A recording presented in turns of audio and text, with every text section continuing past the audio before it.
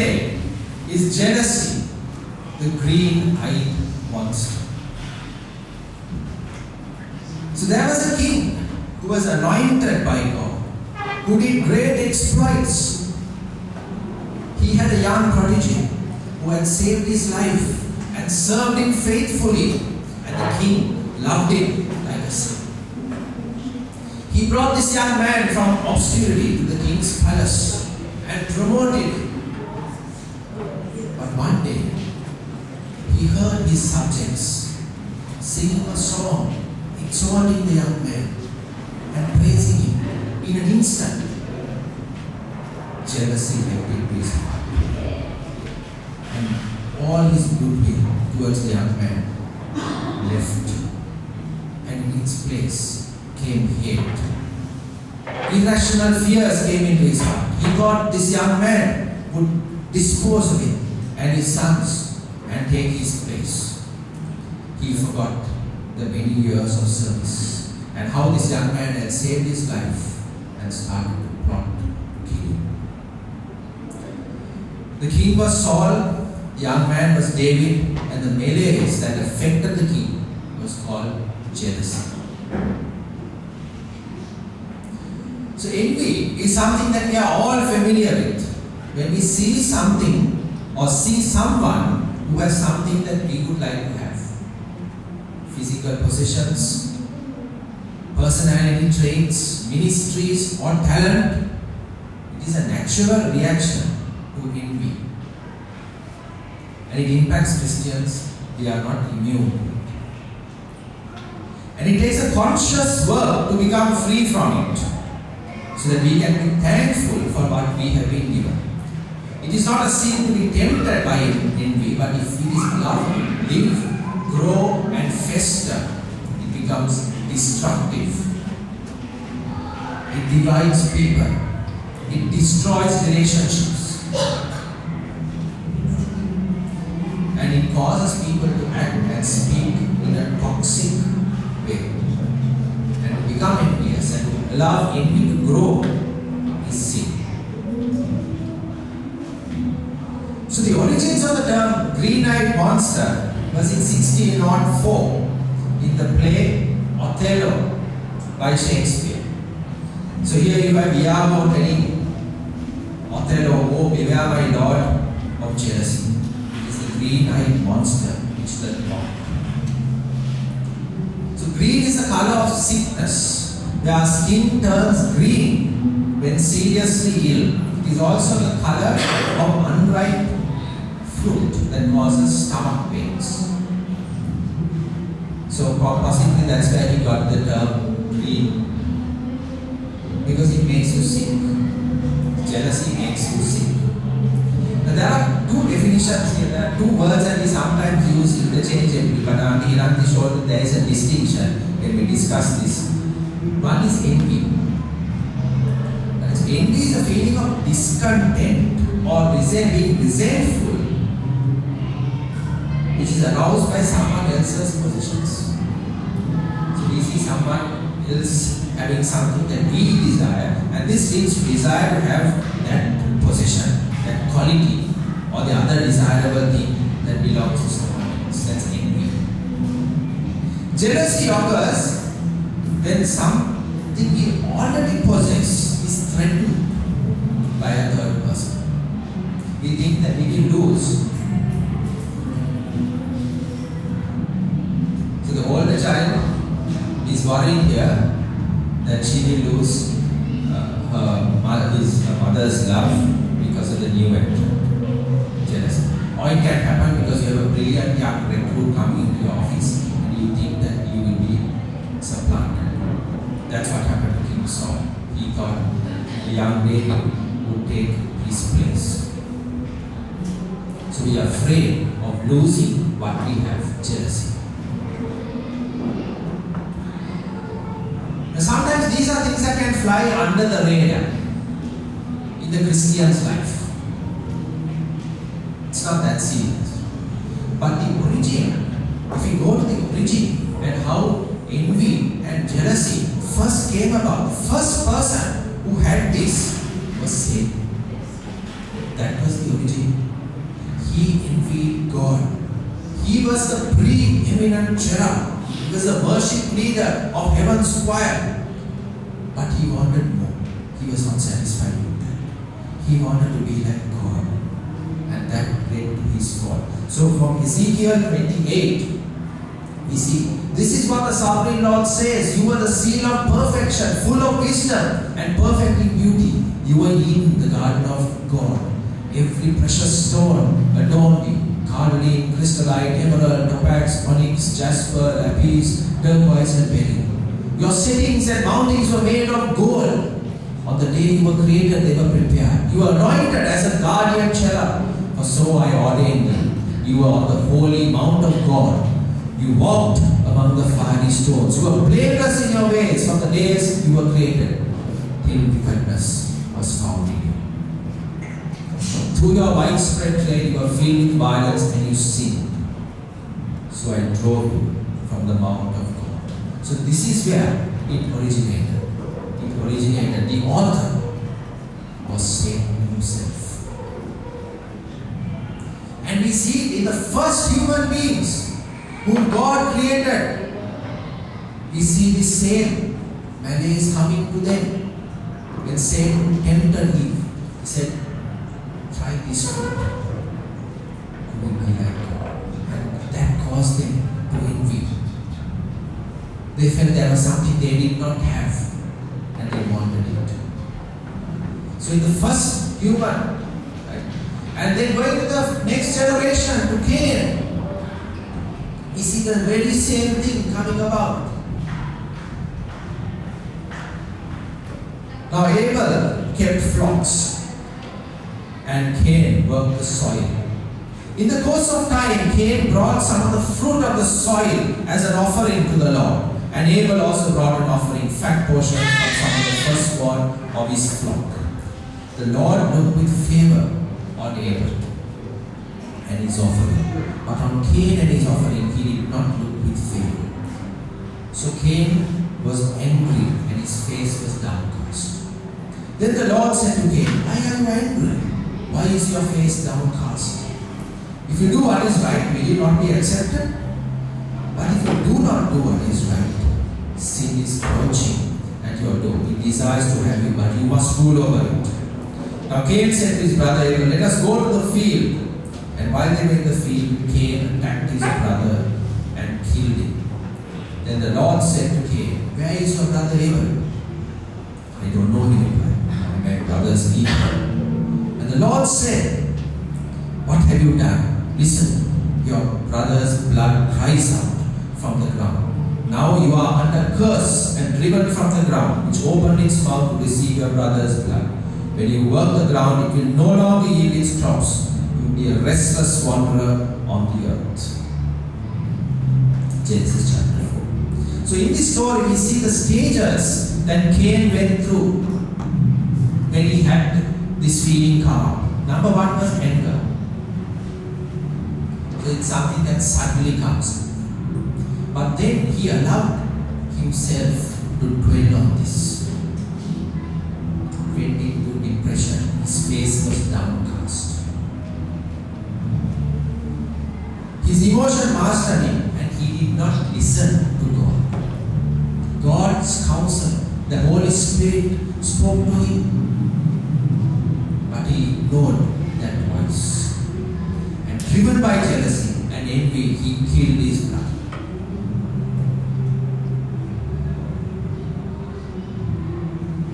We also see in this story what Cain missed. When he failed, he should have gone back and rectified his error. He should have looked inward at himself rather than looking at someone else who did the right thing. In looking at someone else, he also forgot his own gifts, what he had. He was gifted tiller of the soil. He had a talent that no one else had. Probably he was the only one in the world who had that skill at that time. He was the firstborn. He was the eldest son in the year of Adam and Eve. So he forgot his own gifts. by only coveting what someone else had. He ignored God's counsel. And there was something else that he missed. Sin, crouching, ready to spring. And it was none other than the tempter of his mother, the author of jealousy, saved himself, waiting for the spring. And it cost him. It cost him his relationship with God, his relationship with his parents, God's purpose. He was banished. It is for this reason that we read in the 10 Commandments. The 10th commandment, Deuteronomy chapter 5, verse 21, you shall not covet your neighbor's wife. You shall not set your desire on your neighbor's house or apartment or land, his male or his female servant, his ox,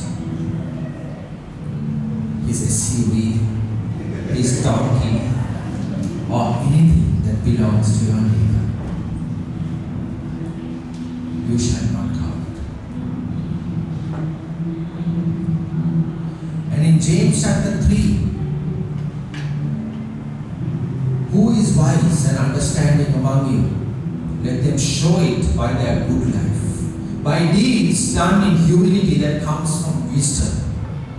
But if you harbor bitter envy and selfish ambition in your hearts, do not boast about it or deny the truth. Such wisdom does not come from heaven, but is earthly, unspiritual, demonic. So though it flies under the radar, and it may not look as bad as some of the other sins, James identifies as demonic, the author being Satan himself. So it is not to be ignored. For where you have envy and selfish ambition, there you will find disorder and every evil practice. So it is a doorway into other sins. In the case of Cain, it led to murder.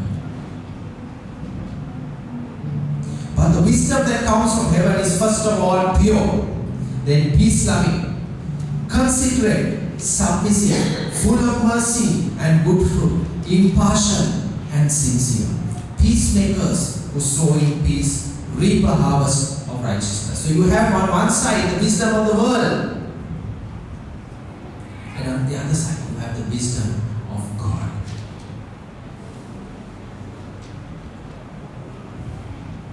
So this begins from childhood. Envy begins as little children. So if I was just thinking back on some of the things that I remember, in grade 1, it was coveting someone's Adidas or the sports shoes, to the latest cricket bat, ability of another in studies, skill at cricket. Later in life, it is someone's height and stature, someone's singing voice, job title, the package they get, the car and the house, the overseas holidays, and so it continues. And it doesn't stop when we become parents. It continues to the next generation. My child's ability, my child's skill versus another. The principal of ladies' college was saying it's not the children, it's the parents. You see them running around with stopwatches. They become so competitive, far more competitive than the children themselves. It even happens in church. And another's gift is greater than mine. Another's gift is more recognizable than mine. Another's church is bigger and attracts a bigger congregation. And so it continues. It happened to the patriarchs, it happened to the founders of the 12 tribes of Israel. Genesis chapter 37. Now Israel loved Joseph more than any of his other sons, because he had been born to him in his old age, and he made an ornate robe for him. And his brothers saw that their father loved him more than any of them, they hated him, and could not speak a kind word to him. So it happened to the founders of the 12 tribes of Israel. It happened to a king, an anointed king of Israel. When the men returned home after David had killed the Philistine, the women came from all the towns of Israel to meet King Saul with singing and dancing, with joyful songs and with timbrel and lyres. And they danced and they sang, Saul has slain his thousands and David his tens of thousands. Saul was very angry. This refrain displeased him greatly. They have credited David with tens of thousands, but me with only thousands. What more can he get but the kingdom? And from that time, Saul kept a close eye on David. It happened in the early church. You are still worldly, Paul says. For since there is jealousy and quarreling among you, are you not worldly? Are you not acting like mere humans? For when one says, I follow Paul, and another, I will follow Apollos, are you not being human beings? But after all, is Apollos. And what is Paul? Only servants through whom you came to believe, as the Lord assigned to each his task. I planted, Apollos watered, but God has been making him grow. So even in the early church, there was jealousy, there was conflict, there was envy. So we are not immune to it. What are the symptoms of jealousy when we examine ourselves? It begins with a thought. That's not fair. Who do they think they are? Why don't I get the same recognition? Why is it always they who are blessed? Simple things like that which causes our soul, also known as our feelings and reasonings, to react and overreact. Our ego is concerned. We can find it at work, at school, in our marriage, in our families, and even in the service of God. Another symptom is social media. When you slowly start looking at someone else's Instagram page, their Facebook account. In fact, a lot of it is lies, because a lot of those things I've read about people who put pictures of themselves in private jets. Those are in fact just cooked up in a studio. So it's an artificial thing. But when people look at it, envy starts to come. So I think this whole thing of social media today is it really creates a lot of envy and jealousy.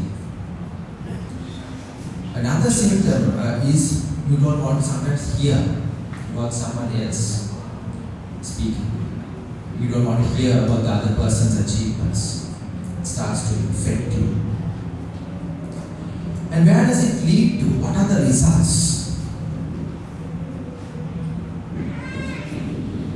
Number one, it robs us of our peace that God wants you to have. A heart at peace gives life to the body, but envy rots the bones.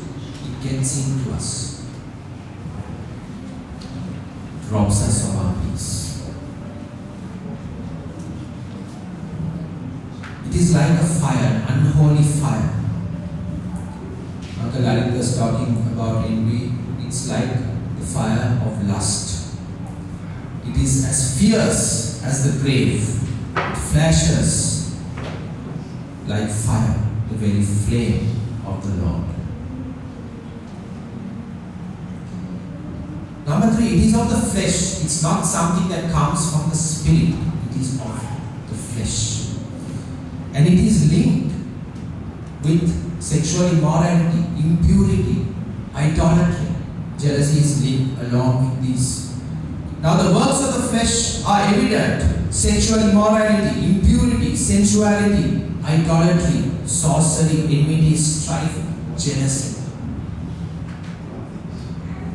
So it was considered important enough to be linked with these serious sins. Fits of anger, rivalries, dissension, division, envy, drunkenness, orgies, and things like these. I warn you, as I warned you before, that those who do such things will not inherit the kingdom of God. Galatians chapter 5.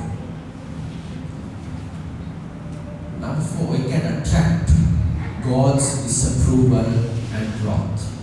In the book of Numbers, we read that there was a rebellion against Moses and Aaron by Korah, Dathan, and Abiram. They felt Moses and Aaron were setting themselves up above the rest of them. And God reacted with anger against them, and all of them lost their lives. So jealousy and envy can attract the disapproval and the wrath of God. And finally, it comes from a spirit of poverty, which is not of God. I don't have food. The devil tries to create a sense of lack. Eve was in the Garden of Eden. They had everything. They had a perfect relationship with God. They had access to all the fruit. But that one thing that God said, Satan was able to create a sense of lack. You don't have that one thing. So it comes from a spirit of poverty. When we start to speak like, I don't have this. And the antidotes, how we can combat, how we can overcome envy and jealousy. Number 1 is by prayer. Now here was a lady, Hannah. We read her story in 1 Samuel. Because the Lord had closed Hannah's womb, her rival kept provoking her in order to irritate her. This went on year after year. And whenever Hannah went up to the house of the Lord, her rival provoked her till she wept and would not eat. Her husband Elkanah would say to Hannah, why are you weeping? Why don't you eat? Why are you downhearted? Why don't I mean more to you than 10 sons? Once they had finished eating and drinking in Shiloh, Hannah stood up. Now Eli, the priest, was sitting in his chair by the doorpost of the Lord. In her deep anguish, Hannah prayed to the Lord, weeping bitterly. A very similar situation to Cain. And she went through the same reactions of anger, being downcast. But then came the difference. Whereas Cain took matters into his own hands, Hannah went and prayed. She took it to the Lord. She took her lack to the Lord.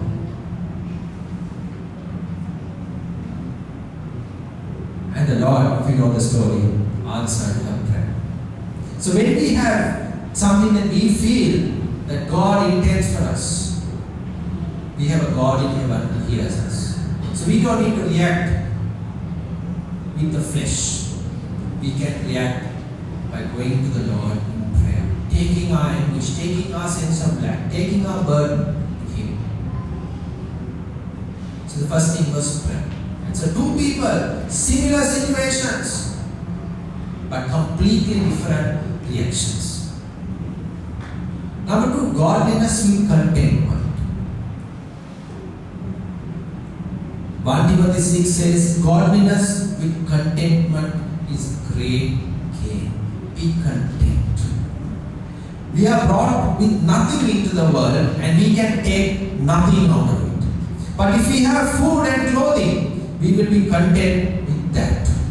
Those who want to get rich fall into temptation and are trapped into many foolish and harmful desires and plunge people into ruin and destruction. For the love of money is the root of all evil.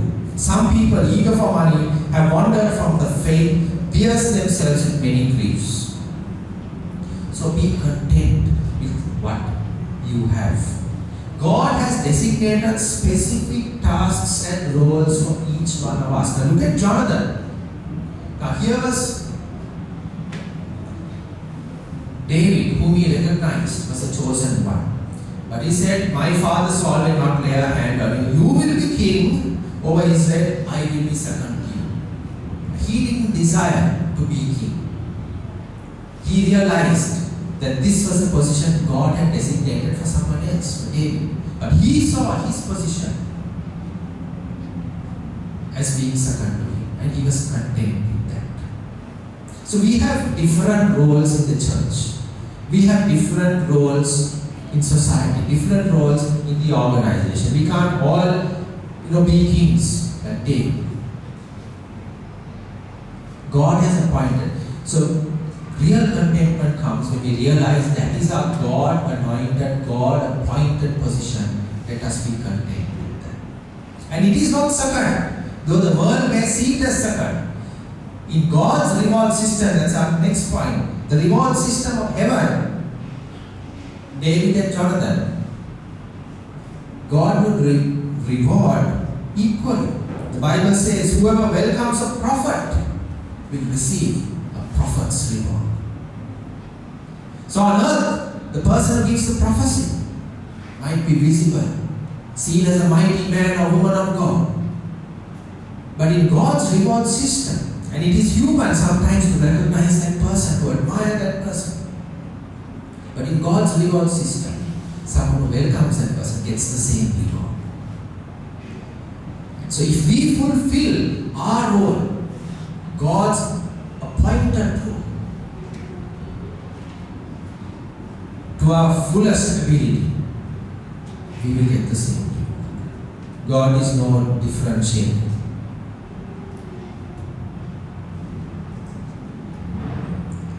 He doesn't look at the way that men look at outward things.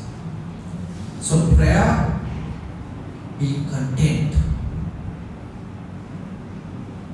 and knowing the reward system. Number 4, having heaven's perspective.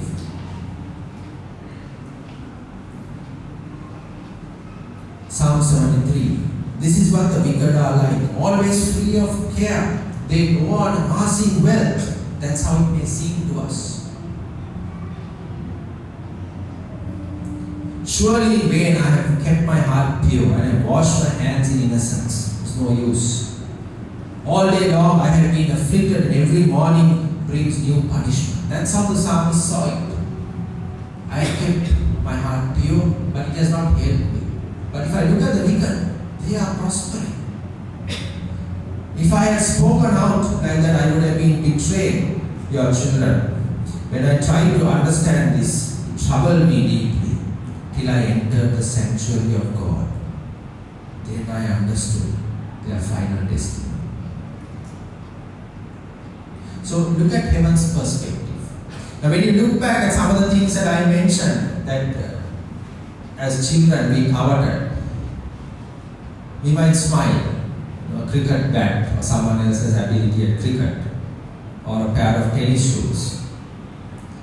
And when we are in heaven, when we look at some of the things that we longed for or that we envy, I'm sure we will smile because it was so unimportant. Look at it from heaven's perspective. Some of these things will look pitifully unimportant. Now Paul and Agrippa, here is on one side you see a king in his royal robes with all the wealth and the trappings. And the other is a prisoner in chains. Who is the greater one? Did Paul speak to him like an inferior? with envy, "Oh, King Agrippa, I wish I was like you." He said, "No." He said, "King, I wish you were like me." He knew who he was. He knew where he was going. He knew, "I am a son of God. I am a child of God. My destiny is in heaven. My reward is in heaven." He knew it was far, far greater than that which the king enjoyed, the temporary benefits, fleeting benefits. It was of no account. And he knew his position as a child of God.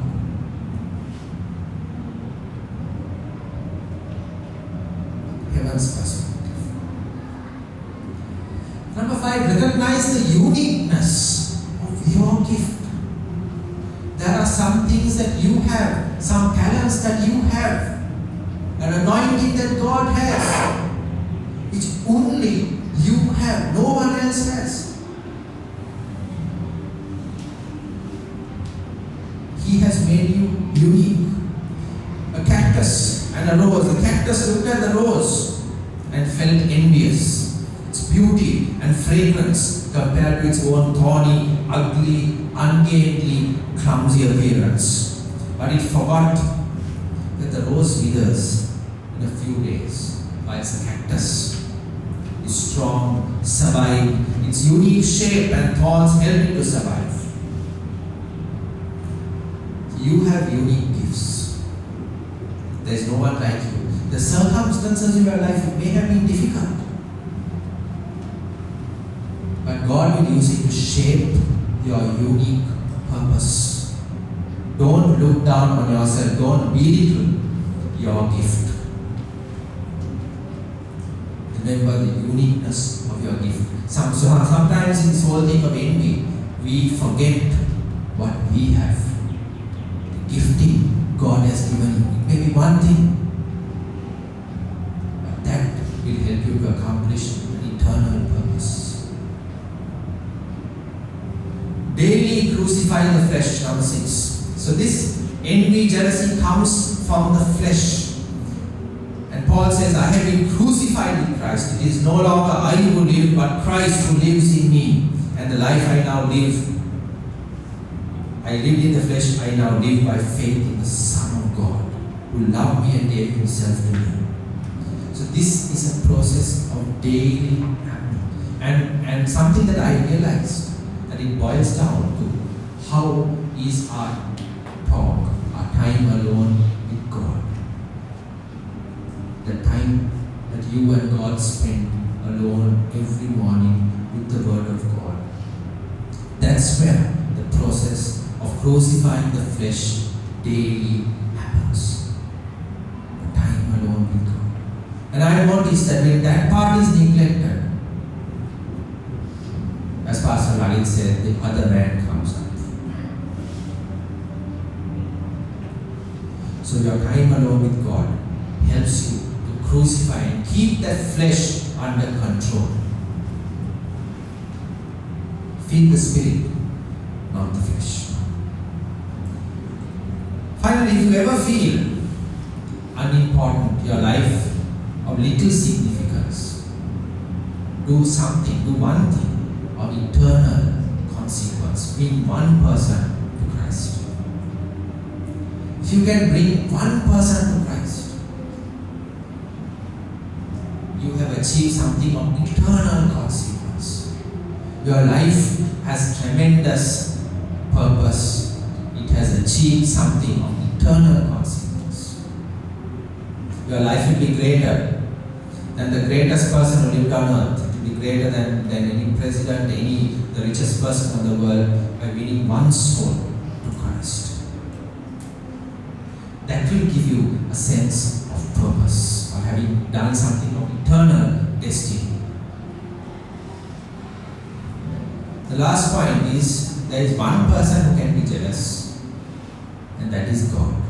He has a right to be jealous for his people, because he has purchased us. So in summary, we have envy versus jealousy, differences. The origin of envy started with Satan himself. And in the first generations created by God, He created that same thing. The fall of man is because of this. So it is something not to be neglected. We are all tempted by envy and jealousy, as were the patriarchs, kings, and the early church. So it's not something to be shy about or to be ignored. It is something that affects all of us. What Cain missed, we learn from the story of Cain. He looked outside instead of himself. He forgot his own unique gifts. He ignored God's counsel. He missed sin crouching at the door. It resulted in huge cost to him. And the antidotes to envy and jealousy, prayer, like Hannah, being content with what we have, knowing the reward system of heaven, seeing things from heaven's perspective, recognize your unique gifts, daily crucify the flesh, and win one soul for Christ. And we will have victory over envy, jealousy, and all the works of the flesh. Amen. Can we invite the worship team? We will sing, Heaven is in my heart. You will remember that we are children of God. I have a Father in heaven who knows my name. I have unique gifts that no one else on earth has. I'm uniquely fashioned. So let us rejoice in it and go back and use what God has given to us to achieve our unique purpose. Can we rise and can we come to the altar and let us make some confessions?